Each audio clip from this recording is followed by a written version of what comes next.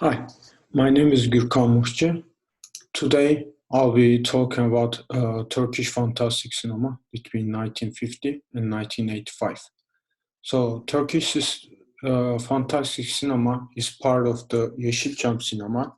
It was golden years of Turkish fantastic movies, and it's golden years of Turkish cinema. So it's been a 30 years old period, especially between late 50s to late 80s, and it's a golden age for Turkish cinema.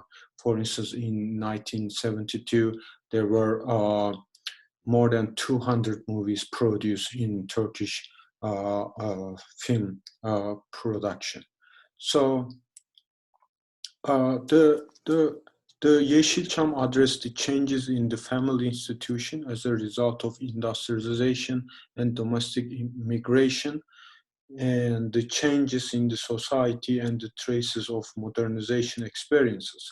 So it was not just only the cinema, not just only a market or an industry, it's also a part of modernization, westernization, and urbanization process of Turkey. So Turkey cinema was like a social event in the in the society. People always love the characters, cry happy, angry with them. So with the new government supporting urbanization and domestic migration to big cities from rural areas, Yeşilçam became part of the daily routine in the cities. So urbanization was very, very important, especially in Istanbul. So, but in the 70s and the late 60s, Turkey, Turkish governments promoted TV.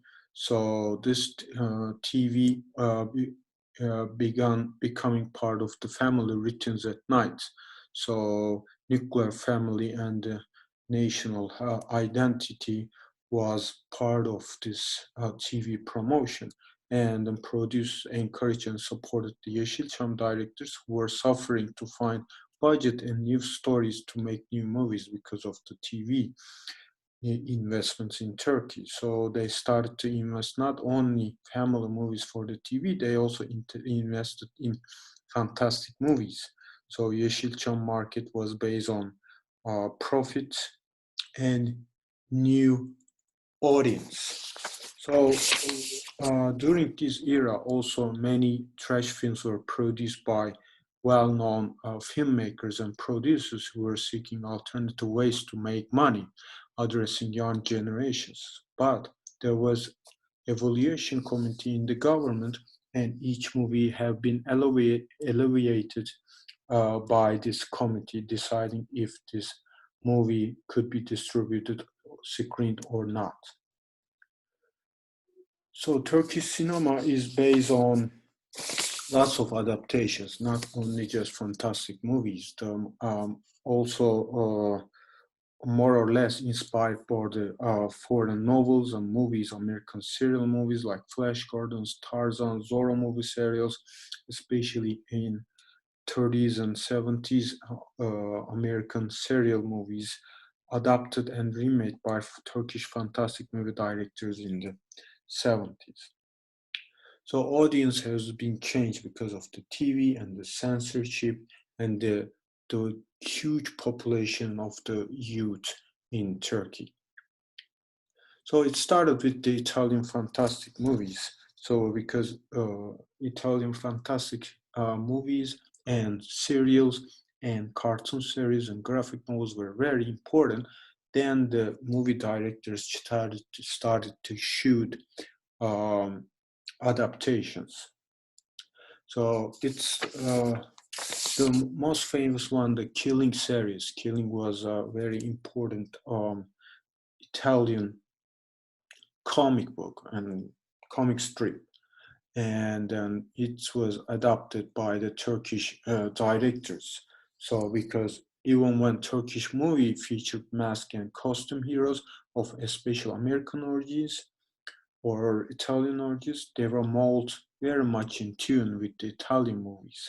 So the mask and costume heroes are were very popular. And in Turkey, there were more than 12 or 13 killing movies. Some of them are lost. So it was very popular. But however, it's began with 50s. So this adaptation began with 50s, but the most famous ones and the popular one adaptations and fantastic movies shoot in 70s and 60s in Turkey. So it started with the Dracula Istanbul, but more than 330 movies has fantastic movies has been produced in Turkey, have been produced in Turkey between 1950 to 1985.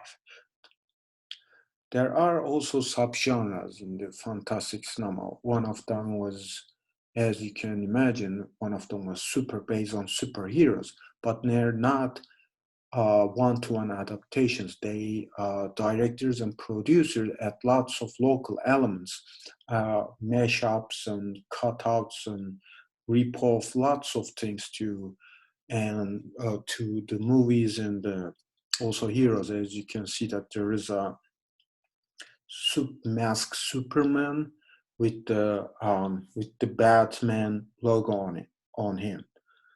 So, and the second subgenre can be Turkish Ottoman myths, because there are lots of Turkish Ottoman historical fantastic movies has been shot during this era. The one of them was Tarkan serial movies, and some of them based on the Turkish comic strips. So another one is the Malkoçoğlu. It was a serial movie shot by many directors during 70s and late 60s. And the other subgenre is the sci-fi, the science fiction. There are also science fiction movies, science fiction adaptations, not just only one-to-one adaptations. They mix lots of things to create stories. These stories, for example, The Man Who Saves the World, Dünyayı Kurtaran Adam, the director Çetin İnanç inspired by almost 12 different movies, Western, like American and Italian movies, to create this collage movie. And here, Turist Ömer Uzay Yolunda, it's a Star Trek movie. It's one of the first Star Trek movies in the world.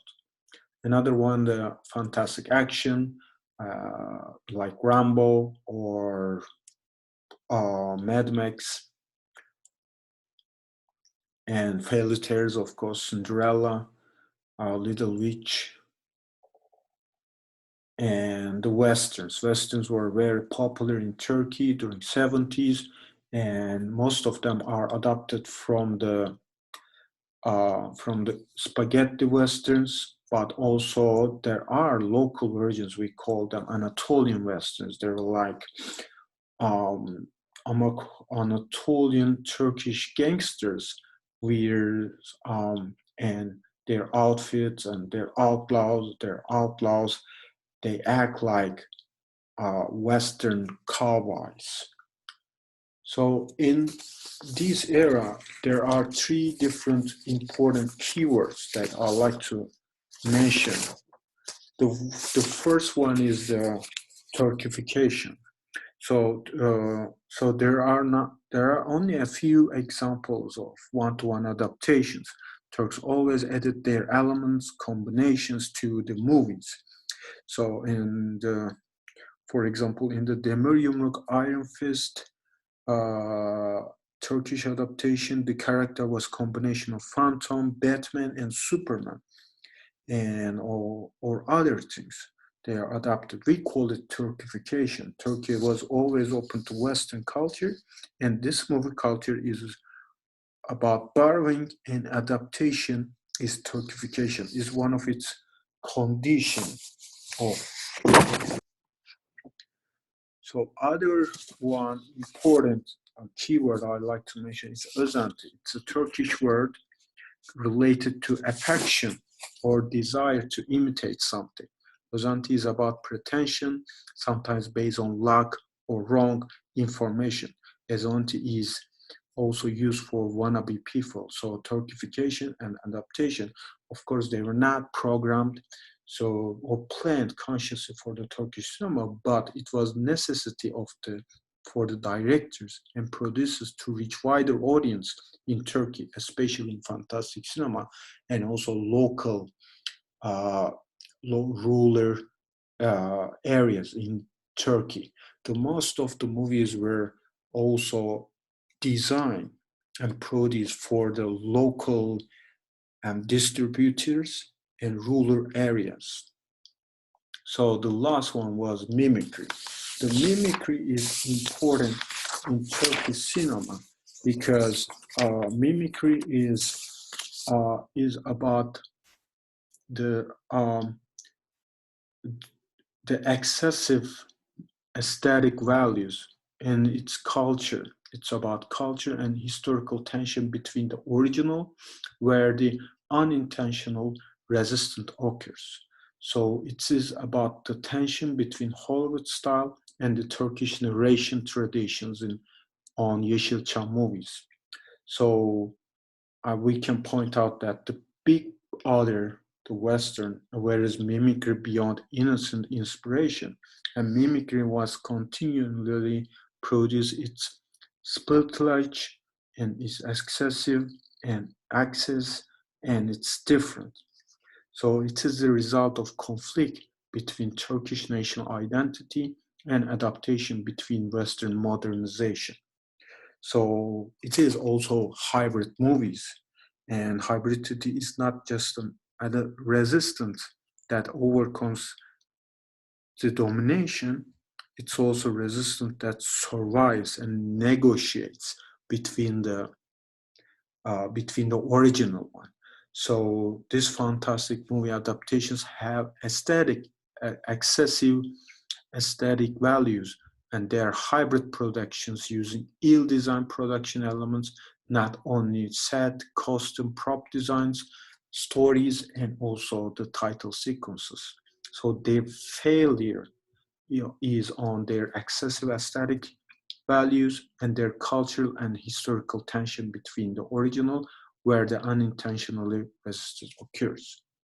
So in the 1980, there was a military coup and the whole industry was collapsed because of the military coup. But after the 82, there were a few more fantastic movies like Conan adaptation, local adaptation, Mad Max First Road Warrior adaptation, and also Rocky adaptation.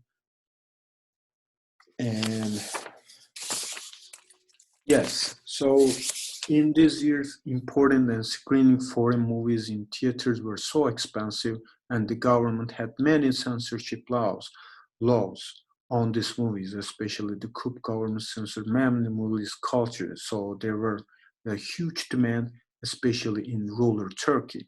So for these reasons, fast production and low budget was inevitable for producers and the directors. These motivated directors focusing on the production, not the quality, and the audience seemed to very happy with these movies. So directors and producers only focus on the audiences, responses and experiences while and after watching the fantastic movies, such as people were imitating martial art styles, movies to each other, or using the quotes from the movies while they're talking.